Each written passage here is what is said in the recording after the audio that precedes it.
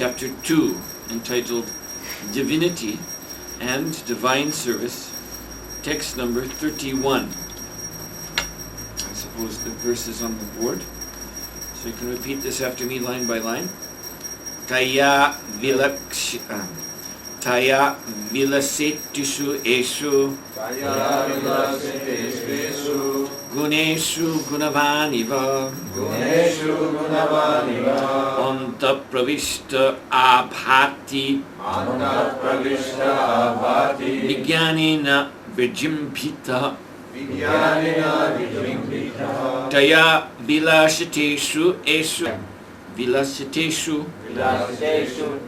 although in the function eshu these guneshu the modes of material nature gunavan affected by the modes iva as if antaha within pravishtaha entered into abhati appears to be vijnanena by transcendental consciousness vrijimpita fully enlightened.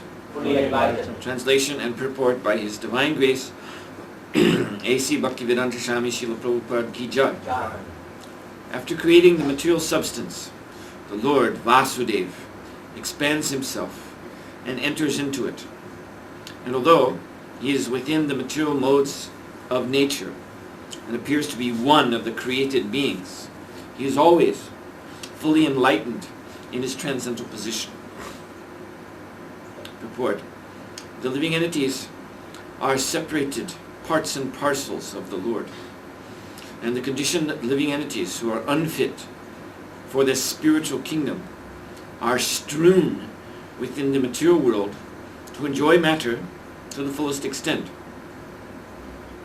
As Paramatma and eternal friend of the living entities, the Lord, by one of His plenary portions, accompanies the living entities to guide them in their material enjoyment and to become witness to all activities. While the living entities enjoy the material conditions, the Lord maintains His transcendental position without being affected by the material atmosphere. In the Vedic literatures, Shruti, it is said that there are two birds in one tree. There's an asterisk, and the footnote gives a verse from the Mundaka Upanishad 3.1.1. Dva Suparna Siyuja Shukaya Samanam Vriksham Parish Sasajvache Tayor Onyao Papalam Swadvati Onashnan Anyo Bichak Kakshiti. And this means that one of the two birds is eating the fruit of the tree while the other is witnessing the actions. The witness is the Lord and the fruit eater is the living entity. The fruit eater, living entity, has forgotten his real identity and is overwhelmed in the fruitive activities of the material conditions. But the Lord Paramatma is always full in transcendental knowledge. That is the difference between the supersoul and the conditioned soul. The conditioned soul, the living entity, is controlled by the laws of nature, while the Paramatma, or the supersoul, is the controller of the material energy. Once more, this verse reads, Taya vilasiteshveshu guneshu gunavan iva anta pravishta abhati vijnanena vijimbritaha. So we can repeat this translation together. Please say after me. After creating the material substance, the Lord Vasudeva expands himself and enters into it. And although he is within the material modes of nature and appears to be one of the created beings, he is always fully enlightened in his transcendental position. Mukam karoti bachalam mangam langayate girim Kripadraham Mande Sri Gurun Ninatanam. So Srila Prabhupada's purport is brilliantly clear. One may ask why the Lord, after having manifest the material nature, as we explained yesterday, like a spider from his own internal energy producing a thread, then why does the Lord enter into that material nature, which is inferior? Apara prakriti. He is para. He is transcendental. So why should he come down to the material realm? And so Srila Prabhupada said, this is actually due to his abiding love for every living entity. They desire to come into this material nature. So as a kind parent and guide, he comes with them. Now this is difficult for some people to understand, who have, again, I was speaking yesterday how the Advaitists, those who claim that our philosophical, theosophical position is that ultimately all is one. But actually they're not really Advaitists, they're radical Dvaitists. They're dualists, because they speak of Brahman and they speak of Maya, and they cannot intelligently put the two together. Now we are in Maya, and somehow we rise up out of this Maya, leave it behind as illusion, and enter into Brahman and become all one there. But yet there is this Maya, this fact of Maya. And Srila Prabhupada says, if we were really all one, then any one particular Mayavadi, who by austerity, meditation, chanting Om, who achieves this Brahma Jyoti, if we are really all one, then because he has achieved it, then all of us, because we are one with him, we should all enter into Brahman, and then Maya will no longer exist. But that doesn't happen. Maya remains, so many living entities remain in Maya, and maybe this one, that one, is coming up, peeking into this ocean of light called Brahma Jyoti. Of course, Bhagavatam says they can't stay there, because there's no engagement there.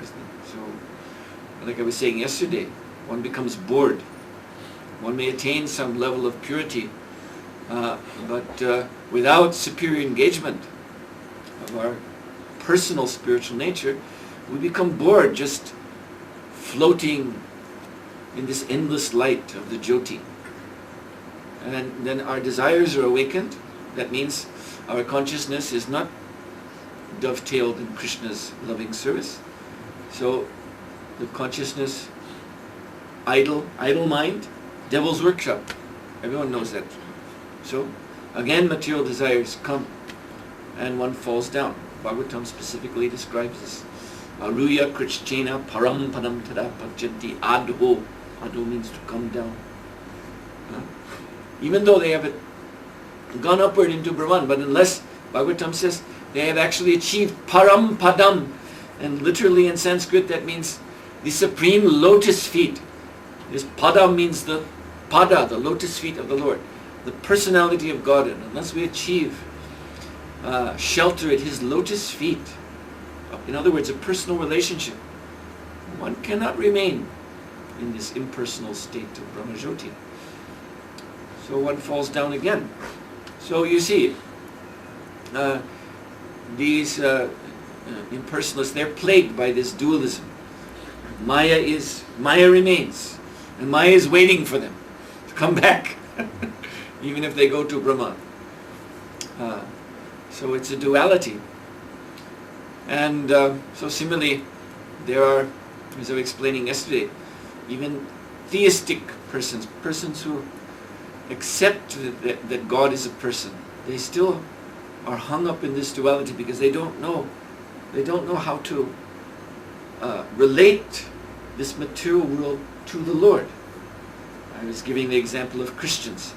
They have this idea, creatio ex nihilo, that God created the material world out of nothing. But then that gives no basis to this material existence. And it's actually been pointed out, interestingly enough, that this is, some intellectuals have analyzed, because a big concern today, especially I notice here in New Zealand, there's very much of this, what you call green consciousness, that we should not disturb nature with our human civilization, not pollute. So this is nice. But this is coming as a reaction. It's been pointed out by intellectuals. It's coming as a reaction to the Christian theology. You find this very interesting, because the Christian theology, and I have myself researched this and found that the very early Christians, their attitude towards nature was very dismissive. Because when Christianity was coming out in Europe, so the religion before Christianity was nature worship. They had it's like Vedic demigod worship. You had in all these old religions, there's some deity of the rain. In the Vedas, he's called Indra. In the Scandinavian religion, he's called Odin or Wotan. And in practically every culture has some equivalent demigod of rain, demigod of ocean, demigod of fire. All the elements have their deities. And so this was the religion in Europe at that time, worshipping these different deities of nature, personifications of nature. So Christianity came as a monotheistic religion, saying we reject all these many gods. All this polytheism is called worship of many gods. And we say there's one supreme God. So we throw out all of your nature gods. And with it they threw out nature too, respect for nature. And so all this technological, advancement of science actually has its origin in Christianity. Although now there seems to be a big conflict between science and Christianity. All the original scientists were Christians. With the great names in science, Sir Roger Bacon, he was a monk. I think it was another Bacon. But anyway, someone named Bacon. There were two of them. One was a scientist. So he was a monk. He was a Catholic monk, and he was the first one. He started to work with optics and other such things. First scientific instruments.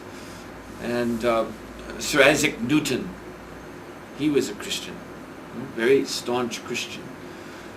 So science, the birthplace of science is Christian theology.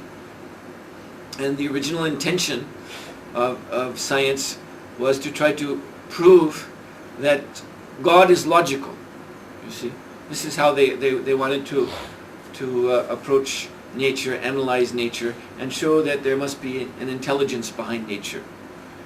But then it got out of control, you see, due to the weaknesses of the Christian philosophy itself.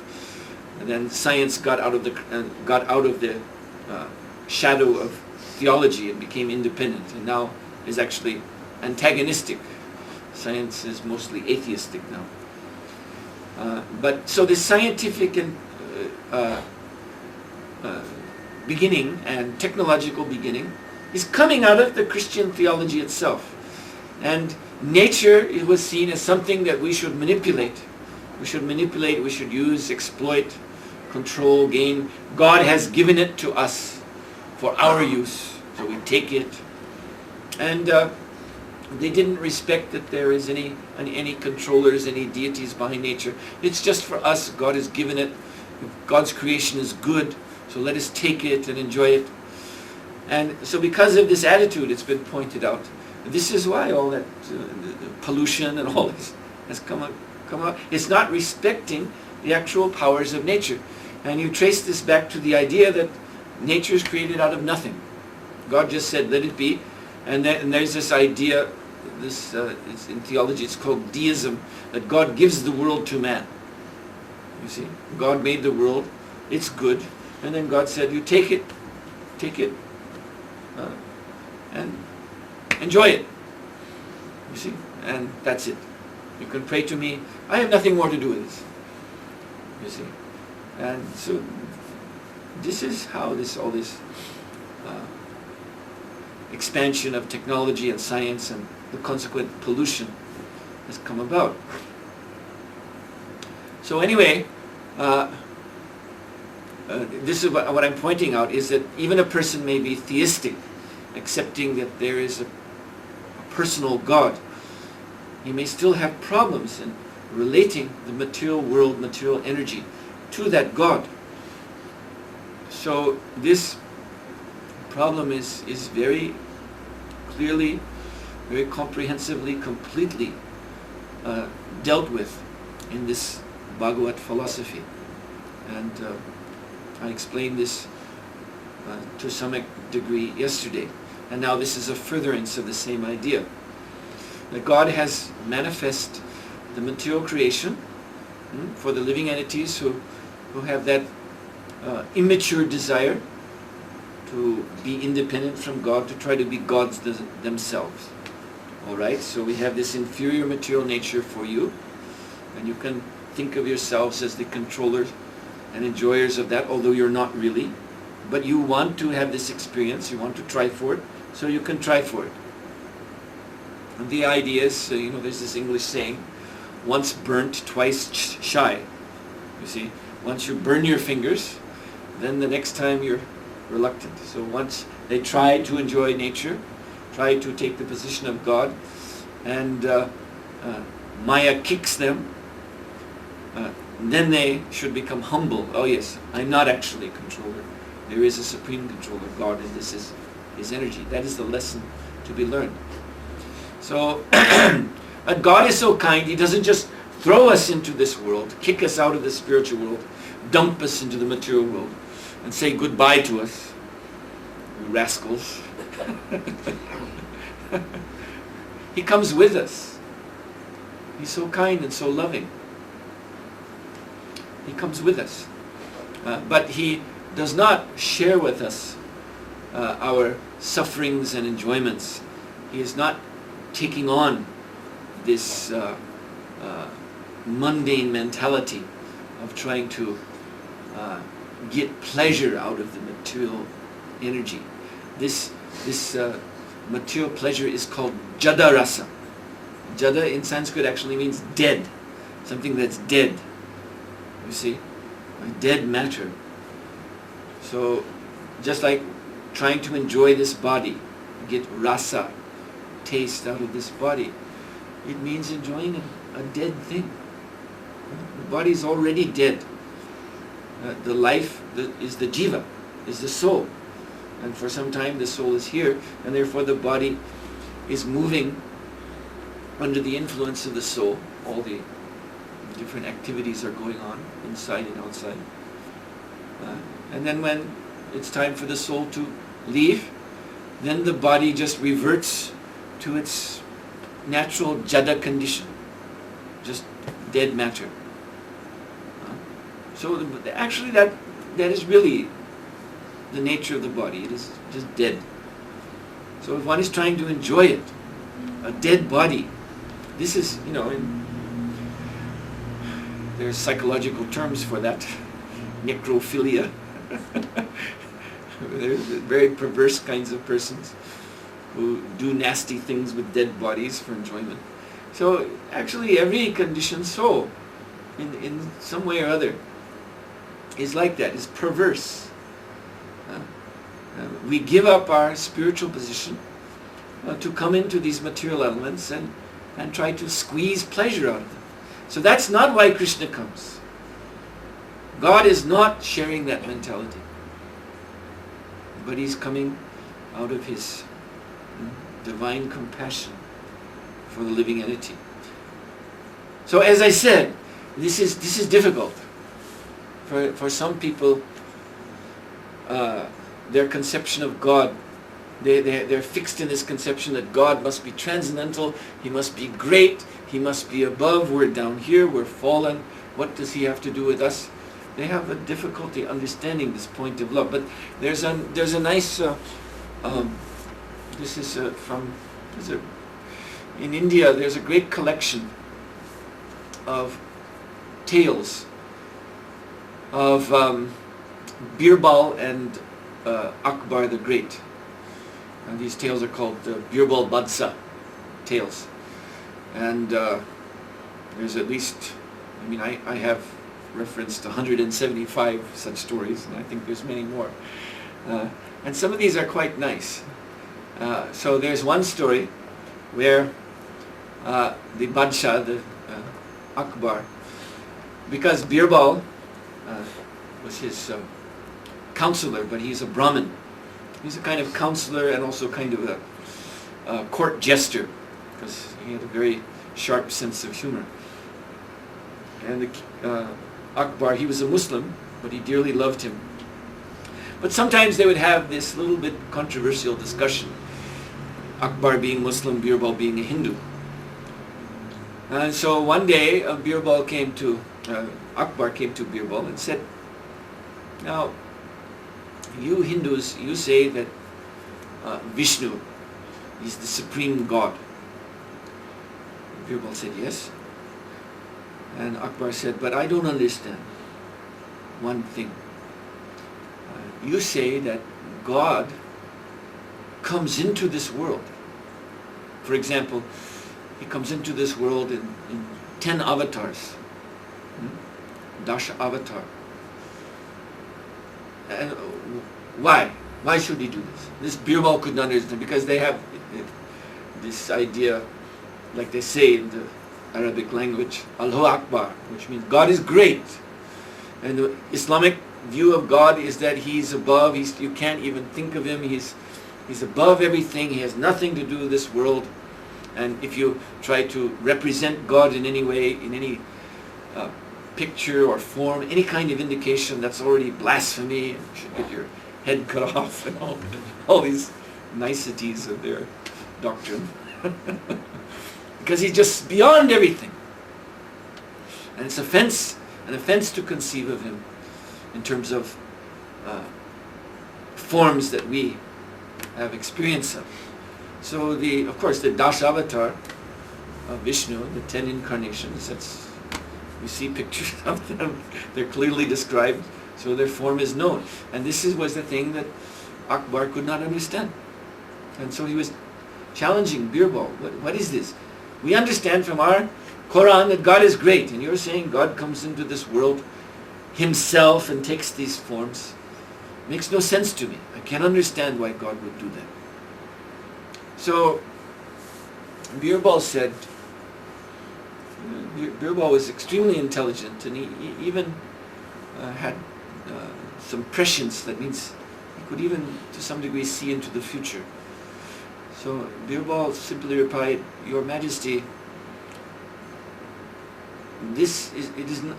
I could explain this to you, but you are not in the frame of mind to understand it now.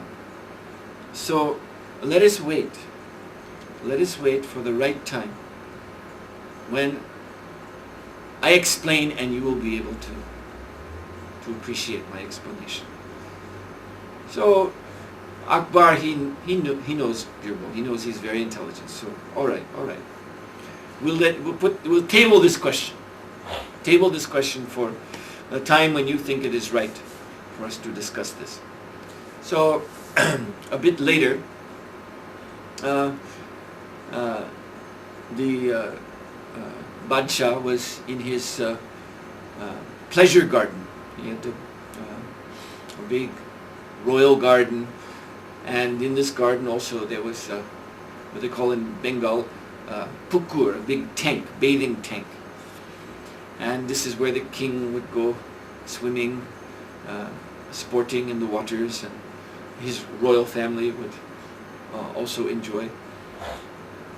So one day the king was just in his garden, and he had his soldiers and guards and his attendants and musicians, and so he was enjoying himself. And his beloved son, the prince, was also there playing in the garden.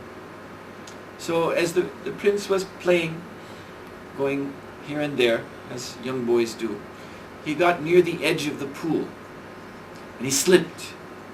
he fell in. And it was dangerous. He's sinking down. And so there all these royal retinue is there. But Akbar himself, he took off his crown, he took off all of his jewel ornaments, his royal clothing. He quickly stripped it off and personally jumped in the water to save his son and bring him up. And after the son was seen to be okay, and peace was restored, then Birbal went to Akbar. He said, now is the time for you to understand our philosophy. My dear Badshah, your son slipped into the pool, and you personally went into the pool to save him. Now there are others there who could have done it for you, but you personally went in. You stepped down from your royal position as king, your crown. You took all that off and you personally went into the pool. Why did you do that? And the king replied, because I love my son. What father wouldn't do that for his son? And Birbal said, yes. So God is the supreme father of everyone. And therefore, he personally comes into this world to save us. Then Akbar understood. It was clear to him. So this is what Prabhupada is saying in this purport, and it's very nice. So, and significantly here, it is mentioned here, Vasudev. So I'm not going to go into this in the class, the specific explanation of Vasudev and his expansion is Sankarshan, Padumna and Aniruddha, because we're going to be speaking about that in the seminar. This is very, very important to understanding the Vedic psychology, this progression of expansions of the Lord. But just as an overview of this, in the Brahma Samhita, it is nicely summarized. Ekopya sora chaitam jagananda kutim yachakti jagananda jayairanta andantarasa paramanu chayantarastam Govinda Mari Purusham Tamaham Bhajami. So there is God, Govinda, Krishna.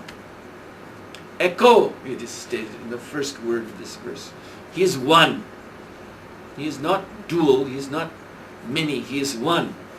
But nonetheless, he is the one greatest supreme personality of God. And I explained to you yesterday that his nature is achincha guna, inconceivable qualities, achincha shakti, inconceivable powers. So although he remains one person without contradicting his one personality, he nonetheless he has all the universes, the whole material creation within him.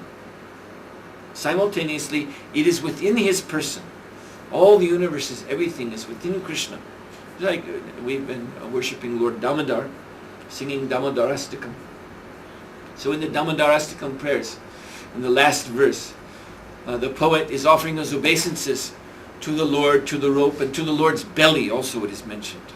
To your belly, Udara, where, and he says, where all the universes are situated.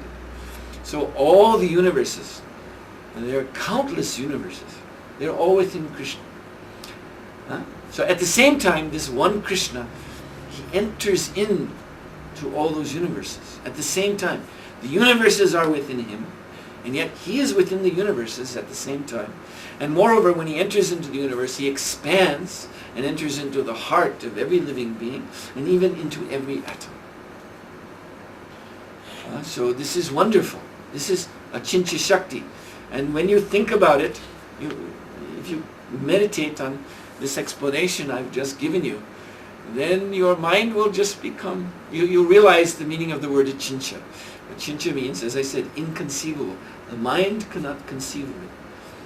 We have to put aside our logic and our reason and try to come to purified consciousness, direct, like Krishna says in Gita, Pratyashavagamam dharmyam. You have to see it with spiritual eyes. It's not something that you can just through logic understand. Because what this means is that all the universes are within Krishna. At the same time, Krishna is within any atom. Take any one atom. Krishna is within the atom. Now what does that mean? It means also all the universes are within the atom. Now think about that. You can't think about that. The mind just goes out the window. Then you see, this is the meaning of a chincha. But it is a fact. And that's Krishna. So finally, this is what we must do as tiny, tiny living entities. So we must accept Krishna's greatness. And moreover, not just his greatness, not just Allahu Akbar, God is great, but God is merciful. He's so wonderfully merciful that he enters into this world after having created, enters into our heart, enters into all the atoms. He's all around us. And why is that? So that he's just here with us when we finally give up this foolishness of trying to be God, control and enjoy this material energy, and we want to serve God. So God's not far away. He's intimately with us. Ito Nishinga, Parato Nishinga, Yato Yato Yamitato Nishinga, we pray to Lord Nishingadev. He's within, he's without, he's everywhere. This is Krishna. So, what is the problem to serve Krishna? Okay, to complain, well, Krishna's there in Goloka Vrindavan, we're here in Auckland, New Zealand, so far away. No. You see, Krishna's here with us. And he's appearing. He's so kind, he's appearing as Archa Vigraha, he's appearing in his holy name, he's appearing as the Srimad Bhagavatam, he's appearing as Bhagavad Prasadam, he's appearing as the whole Vaishnava Dharma. All the activities of devotional service are none different from Krishna. So in this way we can be in intimate communion with Krishna every moment, if we just surrender to him. And why shouldn't we surrender to Krishna if we know how great he is? This is what the Shastras are. They're simply pointing out the Lord's greatness as much as we can understand. Finally, we have to admit that even we can't understand. Our mind is not capable of grasping Krishna's greatness. So finally, it is simply surrender. Prapati. We must surrender. Mame viye prapadyante, Krishna says. Just surrender to me. Then mayamitam tarantite. Then you can get out of this maya. But not before. Prabhupada also in December 1975 on a morning walk in Vrindavan, he said, Krishna is saying, Sarva dharmam prityaja mamekam sharanam vraja. You just surrender to me. Give up everything else. Just surrender to my lotus feet. Then I will protect you. But our part of the bargain is that we must surrender to him utterly. Utterly, completely, without reservation. And then Prabhupada commented, he said, if we are still thinking, even after having formally taken formally adopted the appearance of being a devotee, or in some way presenting ourselves as devotees, but if in any way inside we are holding back from surrendering and thinking, no, there are things I can do myself, separately from Krishna, and this means the karma tendency, jnana tendency. You see, karma means there are arrangements I have to make, first of all, before I can surrender to Krishna. Jnana means there are things I have to know, first of all, before I can surrender to Krishna. Things I have to figure out first. I can't just surrender to Krishna blindly. I have to figure things out first. And Prabhupada said, to that degree, you're a rascal. So we may be rascal, all right, but at least we have to admit it. To that degree, and we're still clinging on to, some activities in preparation for that day when I can surrender, or some knowledge in preparation for that day I can surrender. To that degree, we're still rascals. You see, because our real position, the actual tattva is the jiva. What this jiva really is, atomic, tiny, tiny spirit soul. And the only power we have is to make this choice, Maya or Krishna. That's it. That's our actual position. So if for any reason we're still holding back, I can't quite surrender to Krishna right now. Rascal! That's all. Uncompromising. But at least we should know that then. We may be rascal. That doesn't mean that we're disqualified from engaging in devotional service to whatever degree we can. But it is important, yes, to be humble. Yeah, so if I'm a rascal, all right, but be a humble rascal. Be a humble. Admit the rascaldom is there, and therefore we're chanting and we're trying to serve Krishna to overcome that disease. And so this is the path of progress, even for one who still is not fully surrendered to Krishna consciousness. Okay, so yeah, and the concluding point is that is why Krishna is with us. You see, Krishna is even the heart of a tarantula, some horrible creature, this hairy spider as big as your hand. You see, horrible creature, but Krishna is within the heart of that because he loves that living entity. So, you see, spiders don't become devotees. Dogs don't become devotees. They're not ready to surrender to Krishna, but still Krishna is in their heart. So we may not have fully surrendered to Krishna, but we're trying. And that is why Krishna is there.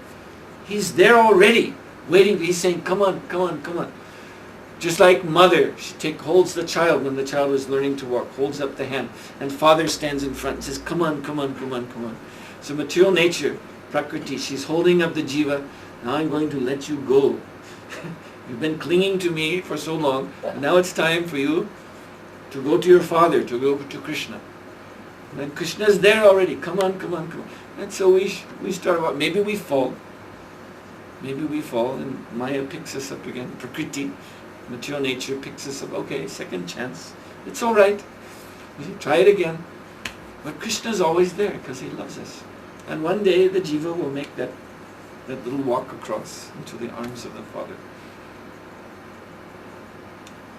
So that is why the Lord is here. All right then, so we'll stop now. Will there be any questions? Yes? This question, I understand that about jumping the 46 sun is pulling out. Krishna has already come here to save us. Why did he just pull us up and no? Prabhupada said, you see, this is the question this is a question of the quality of our consciousness. Like Srila Prabhupada gave the example of a worm in stool. There's a kind of stool worm, that lives in stool, gets its nourishment from stool. So you or me, from a human level, we see this worm in stool and we think, oh, so unfortunate creature. And so very delicately, maybe with a pair of tweezers or something, we take the worm out of stool and we wash it off, pour a little water on it, clean it up. I'm going to help you. But you put the worm to one side of the stool, he'll crawl back to the stool. Because that is the nature of that's the quality of his mentality, quality of his mind. He feels, I must be in stool. So you're saying, why doesn't Krishna just take us out? We want to be here. That is our desire. And Krishna does not interfere with the desire of the living entity. And this goes back to what I was saying yesterday about the nature of love. And we really have to understand this about the nature of love. That love is voluntary. It is not autocratic. We have to stop thinking of God as some kind of dictator in the sky. This is a completely wrong idea that unfortunately is propagated in all the religions, mundane religions. This idea of God is there armed with thunderbolts, punishing, bang. That's all done with material nature. You see, God himself Krishna is the lover of his devotees. He's Bhakta Vatsala. This is his business, to love his devotees. He loves us too, but that is voluntary, so we have to surrender to him. It is up to us to surrender to him. And he will not interfere with our... of course, in a way, he does interfere because he comes to preach, but he will not force someone, drag someone and press their face to his lotus feet. You must love me! What is that? If you imagine someone doing that to you, could you ever love that person? You see someone grabbing you by the hair and pushing his feet, your face into his feet. Now you kiss my feet. You love me. What would you think of that person? You do not want to be near him at all. A madman. So stop thinking of God in this way. God is all powerful, so he can do anything. So he can make me love him. He should prove his power by forcing me to love. But then you've just negated the definition of love. You just ruled out love. If you say, I must be forced to... Just meditate on this statement for a while. You see how absurd it is. I'll not love God until he forces me to. Well, then you'll never love God. Why should he force you to love him? What is that? That's not love in any case. That's not why Krishna is Krishna. And this is what we have to accept. Krishna is Krishna because Krishna is Krishna. And you can't ask beyond that. You can't ask, why does Krishna wear a peacock feather in his head instead of a baseball cap? Why does he play flute instead of electric guitar? These kind of questions. Why doesn't Krishna do it this way or that way or some other way, according to my mental speculation? This is absurd inquiry. Prabhupada said we should not inquire in this absurd way. We have to, this is why again, we have to understand Krishna's own position. And then we can see what it means to surrender to him. If we keep on speculating, why doesn't he do that? Why doesn't he do it this way, that way, this other way? And then again, we are just trapped in our own mind. This is a typical mental platform. Just concocting, fascinated with our own thoughts, just relating to our own, private view of everything. And that's Maya. This private view that we have, this private idea that the Atmaman Manjate Jagat, Prabhupada said, that the universe is the way I see it. That's reality, the way I see things. You see, I remember I had a friend, he used to say, he's very proud of himself. He used to say, there's a right way to do things, there's a wrong way to do things, and there's my way to do things.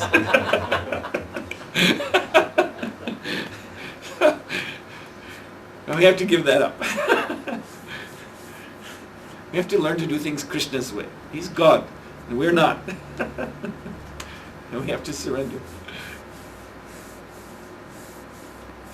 That was another question?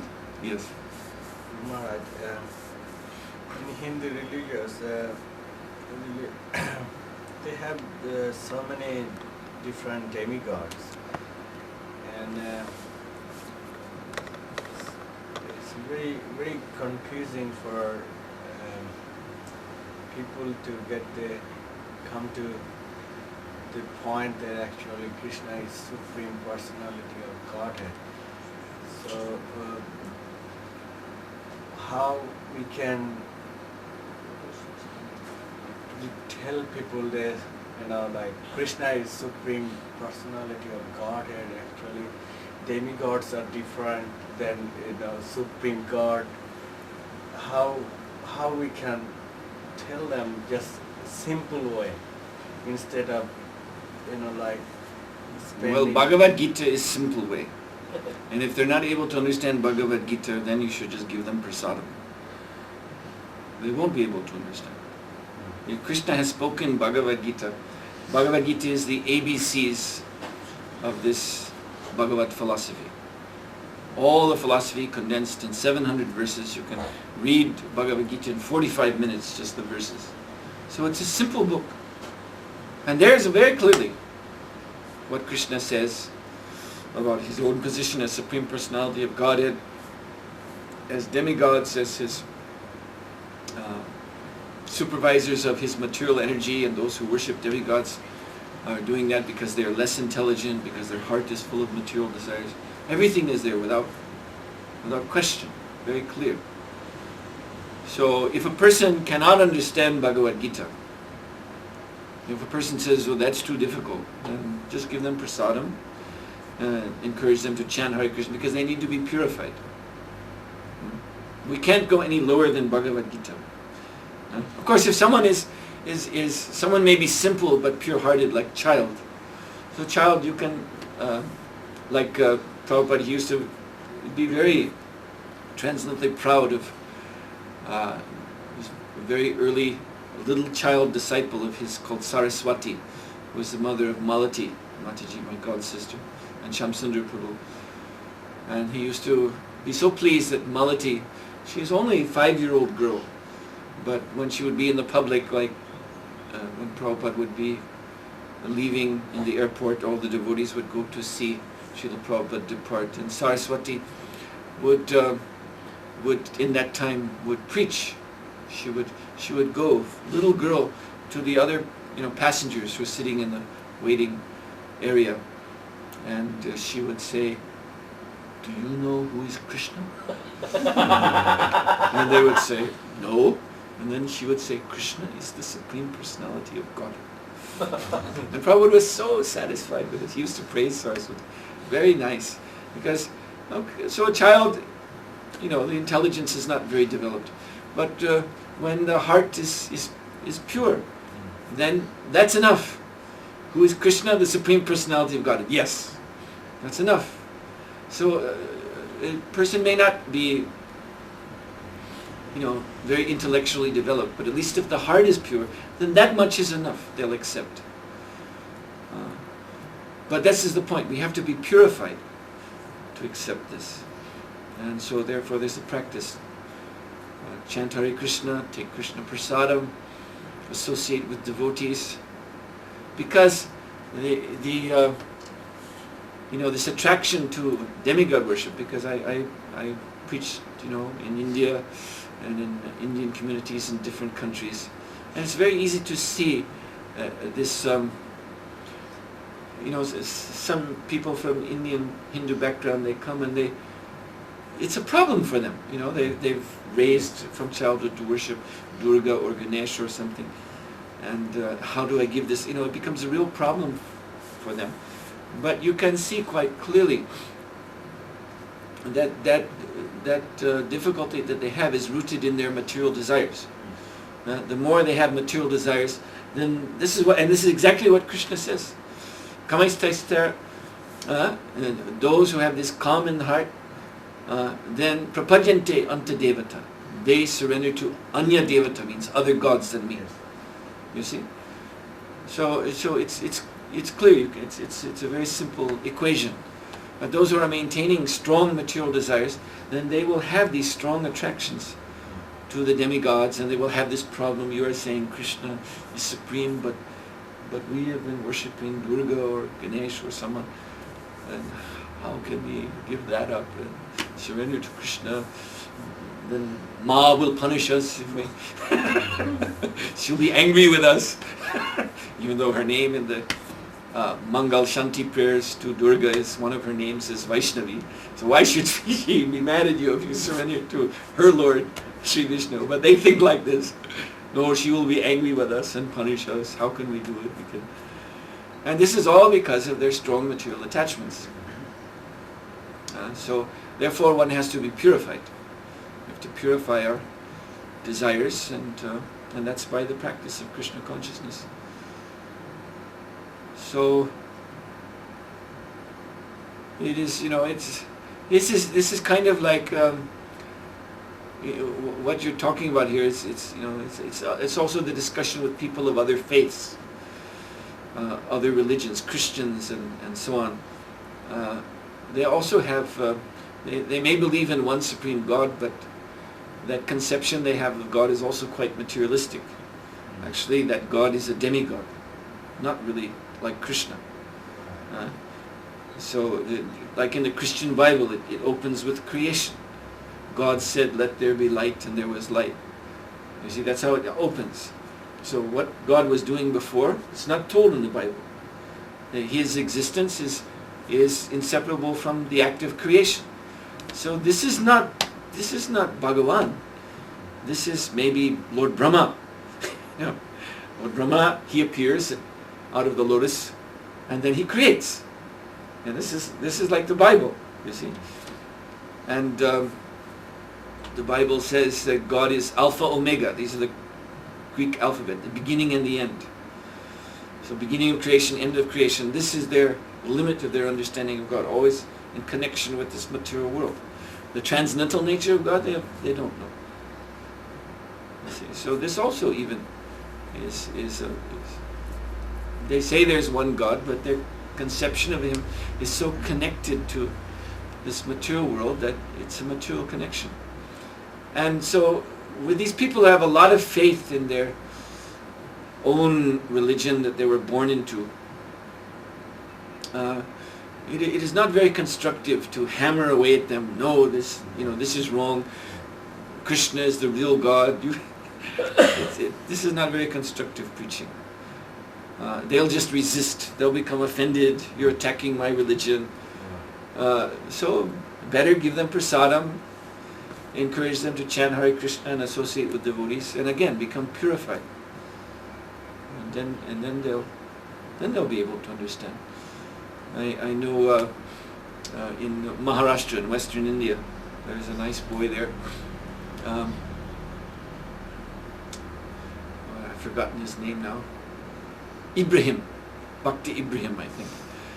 So he was born in Maharashtrian Muslim family, and then as a Muslim he became converted to Christian. He became a fanatic Christian who was preaching to the Muslims and Hindus, converting them to born-again Christian, you see. And then after a while as born-again Christian he became doubtful and he reverted back to Islam for a while, and then he tried to become a Christian again, and then he met devotees. And now he's a very nice devotee, and he goes and preaches. He preaches to Christians, to Muslims. He knows their shastras up and down, inside and out like anything, because he was both of them. And he preaches very nicely and gives them prasadam, and he has a circle now. You see, other Muslims and Christians, they follow him. So it took him a long time. I was talking with him. He had all of these, this doctrine in his brain, and he had this attitude to the Hindu religion. It's satanic. They worship so many gods. They worship monkeys and they worship cows, and all these arguments they always have.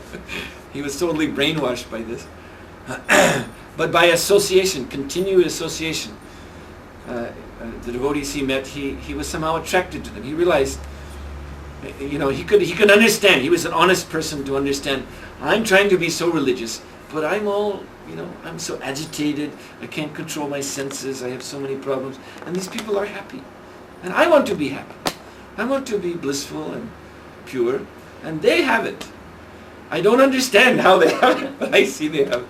So although he would argue with the devotees, he still would come again and again to associate and take prasad, and he was just hearing the preaching, hearing the classes, hearing the kirtan, and then gradually he would start to chant himself a little bit, and and then the transformation came.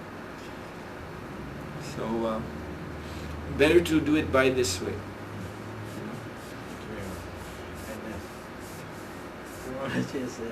One thing I found in New Zealand is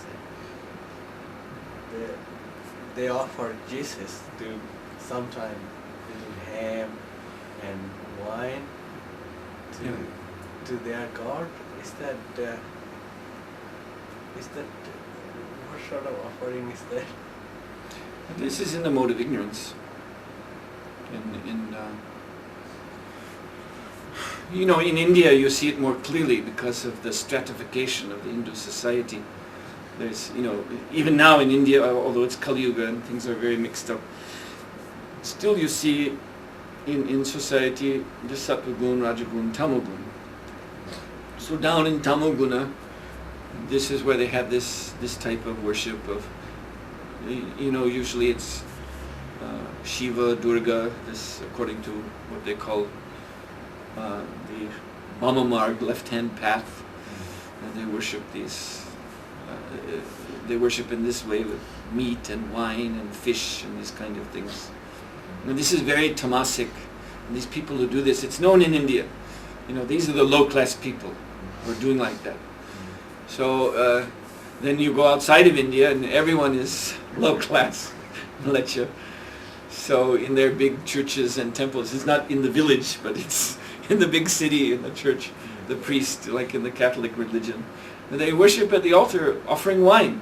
They actually do it in their Catholic Mass, ringing a bell and holding up the cup of wine and offering it to Jesus. Yeah. Ringing a bell. Like we do. And offering the wine and then drinking, taking the prasad. Word of him. And saying, this is the blood of Christ, this is the body of the bread and the wine and all that. So this is because of tamu guna. The mode of ignorance is very strong and has polluted their practice. So this is due to Kali Yuga. But so there is still someone, Lord Shiva, who he's called Dharmavatsala. He's very kind to anyone who does any religion, and he wants to help them. So Lord Shiva is there to accept even this type of worship. And we say Vaishnavanam Yatashambhu in Bhagavatam.